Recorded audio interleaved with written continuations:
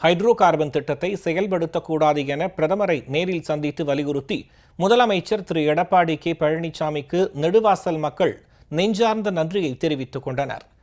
முதலமைச்சர் திரு எடப்பாடி கே பழனிசாமியை இன்று சந்தித்து பேசிய நெடுவாசல் கிராம பிரதிநிதிகள் தற்போது நெடுவாசல் கிராமத்தில் எண்ணெய் மற்றும் இயற்கை எரிவாயு கழகம் ஆய்வு செய்து அதன் அடிப்படையில் தனியார் நிறுவனம் மூலம் ஹைட்ரோ கார்பன் எடுக்கும் திட்டத்தை செயல்படுத்த நடவடிக்கை எடுத்து வருகிறது.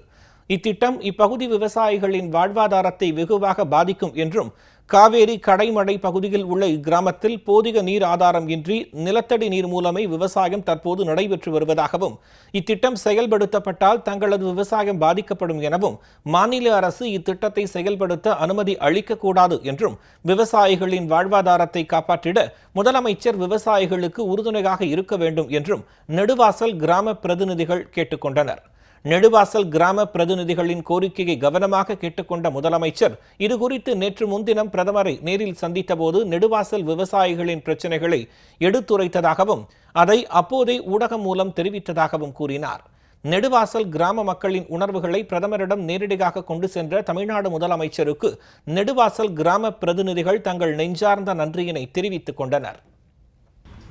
மாண்புமிகு தமிழக முதலமைச்சர் அவர்களை சந்தித்து நெடுவாசல் ஹைட்ரோ கார்பன் திட்டத்தினை அறவே ரத்து செய்வதற்கு மத்திய அரசிற்கு அழுத்தம் கொடுத்து எங்களுக்கு ஒத்துழைப்பு வழங்க வேண்டும் என்று கேட்டுக்கொண்டோம்.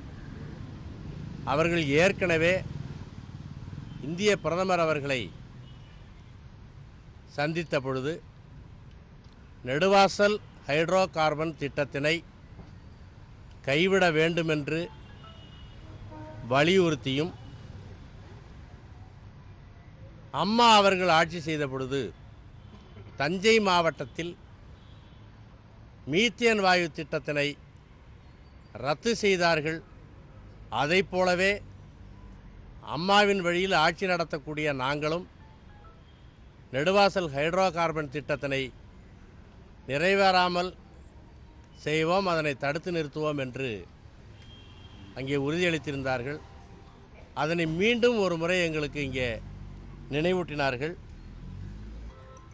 முதலில் எடுத்த எடுப்பிலேயே முதலமைச்சர் அவர்கள் விவசாயிகள் பாதிக்கக்கூடிய எந்த ஒரு திட்டத்தினையும் அரசு அனுமதிக்காது என்ற உறுதியினை தெரிவித்தார்கள். அம்மாவினுடைய அரசு விவசாயிகளுடைய உழைப்பையும் கஷ்டத்தையும் உணர்ந்த அரசு. நானும் அதே வழியில் உறுதியாக இருப்பேன் என்று கூறினார்கள்.